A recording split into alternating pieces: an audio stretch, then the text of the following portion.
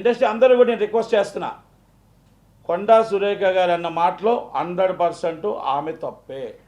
ఆమె తప్పు మాట్లాడింది 100%. ఆమె మాకు వెనక్కి కూడా తీసుకున్నారు. ఇవాళ నాంపల్లి కోర్టులో డిఫర్మేషన్ వేశారు. డిఫర్మేషన్ ఆమె లీగల్గా ఆమె ఎదుర్కొంటారు, వాళ్ళు చేస్తారు. ఇదే నేను ఎంకరేజ్ చేయట్లేదు, లేకపోతే నేను మద్దతు ఇవ్వట్లేదు. కానీ నేను ఒక్కటే అడుగుతున్నా, ఇండస్ట్రీ అందరూ కూడా రేణు దేశాయ్ గారు కూడా ఆడపిల్లే కదా. రేణు దేశాయ్ గారికి మొత్తం ఇండస్ట్రీ అంతా ట్రోల్ చేస్తూ ఉంటప్పుడు, ఇండస్ట్రీ అంతా ఇబ్బంది పెడుతున్నప్పుడు, అప్పుడు కన్నీళ్ళు పెట్టుకుంది కదా వచ్చి నన్ను ఇబ్బంది పెట్టదు, నేను రాజకీయ నాయకురాలు కాదు అన్నప్పుడు, మరి ఆ రోజు ఇండస్ట్రీ అంతా ఏమైపోయింది? ఈ ప్రకాశరాజు గారు ఏమైపోయారు?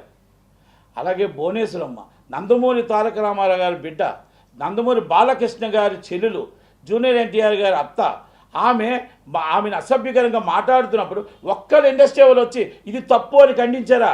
ఏం జగన్మోహన్ రెడ్డి గారు భయపడ్డారా? కేసీఆర్ గారికి భయపడ్డారా?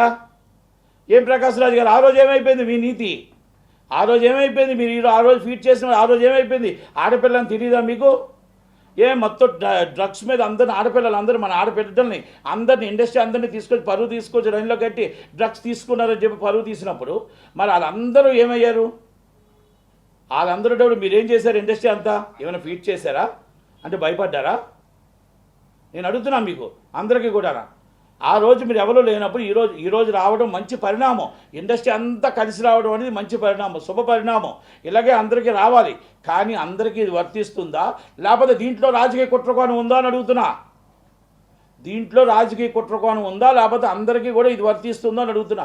రజనీకాంత్ గారు ఏమన్నారండి? హైటెక్ సిటీ కోసం చెప్తే ఆయన ఇష్టం వచ్చినట్టు పొలిటికల్ లీడర్స్ మాట్లాడితే, మన పక్క రాష్ట్ర సౌత్ ఇండియా వ్యక్తి, అంత సీనియర్ ఆర్టిస్ట్ని మనం ఒక్కరు ఖండించలేకపోయామే.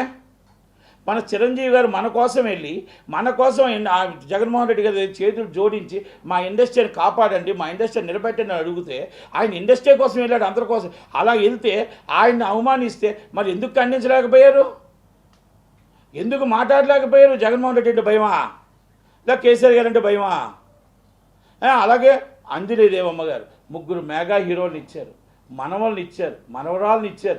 ఇండస్ట్రీకి అంత త్యాగం చేసిన ఆ తల్లిని పోసాని కృష్ణమురళి గారు ఇష్టం వచ్చినట్టు మాట్లాడుతూ ఉంటే ఒక్కరు ఖండించడానికి కూడా నోరు రాలేదే. ఆ రోజు జగన్మోహన్ రెడ్డి గారికి, కేసీఆర్ గారికి భయపడ్డారా? ఎందుకు మీరు అడగలేకపోయారని అడుగుతున్నాను నేను. ఈ పోసాని కృష్ణమురళి గారు ఈరోజు చెప్తున్నారు, అమ్మ సురేఖమ్మ మీరంటే నాకు 30 సంవత్సరాల నుంచి నాకు బాగా తెలుసు, కానీ ఇలాంటి వ్యాఖ్యలు చేయకూడదు. నేనేమంటానంటే ఆ వ్యాఖ్యలు 100% తప్పే. కానీ ఇంతకుముందు మీరు చేసిన వ్యాఖ్యలు ఏంటి నాయక కృష్ణ గారు? మీరు చేసిన వ్యాఖ్యలు ఏంటి? ఇంతకుముందు మీరు అంతకన్నా అసభ్యంగా మాట్లాడారు కదా, అంతకన్నా దారుణంగా మాట్లాడారు కదా. మీరు మళ్ళీ ఎన్టీవీ ఒక టీవీ లైవ్లో మీరు మాట్లాడుతున్న మాటలు కానీ అన్నీ కూడా నేను చెప్తున్నా మీకు. కానీ ఏంటంటే ఇండస్ట్రీ ఎందుకంటే ఆ రోజు ఉన్న నాయకులకు భయపడ్డది, నాయకత్వానికి భయపడ్డది. ఈరోజు నాయకులు ఏంటంటే మొత్తం రేవంత్ రెడ్డి గారు రావచ్చు, చంద్రబాబు గారు రావచ్చు, పవన్ కళ్యాణ్ గారు రావచ్చు, ఎవరో కూడా రాజకీయంగా అంత అంటే కక్ష సాధింపు చర్యలు చేయరు కాబట్టి అమాయకంగా దొరికారని చెప్పేసి వాళ్ళ మీద మరి ఒక కక్ష సాధింపు మాట్లాడుతున్నారో లేదో నాకు తెలియదు. కానీ నేనేమంటున్నానంటే మళ్ళా చెప్తున్నాను ప్రకాష్ రాజు గారికి, మీరు పొలిటికల్గా రండి, పవన్ కళ్యాణ్ గారిని ఎదుర్కోండి. అంతే తప్ప పవన్ కళ్యాణ్ గారిని మీరు ఇష్టం వచ్చినట్టు మాట్లాడితే మాత్రం తగిన బుద్ధి కంపల్సరీ మీకు బుద్ధి చెప్పడానికి రెడీగా ఉంటారు. తర్వాత ఎవరు కూడా అభిమానులు మాట్లాడుతున్న మాటలకి మీకు జవాబు చెప్పేటప్పుడు తర్వాత నన్ను ఇలాగన్నారు పవన్ కళ్యాణ్ గారు సమాధానం చెప్పాలంటే మాత్రం ఎవరు అవ్వదు. ఎందుకంటే అభిమానం హద్దుని ఎవరు ఆపలేరు, వాళ్ళ కోపాన్ని ఎవరు ఆపలేరు. దయచేసి మనం మాట్లాడేటప్పుడే హద్దుల్లో ఉండాలి, మనం మాట్లాడేటప్పుడు ఆలోచించి మాట్లాడాలి. ఎందుకంటే ఒక హీరోగా కొంతమంది ఫ్యాన్స్ ఉంటారు, మీకు ఉంటారు.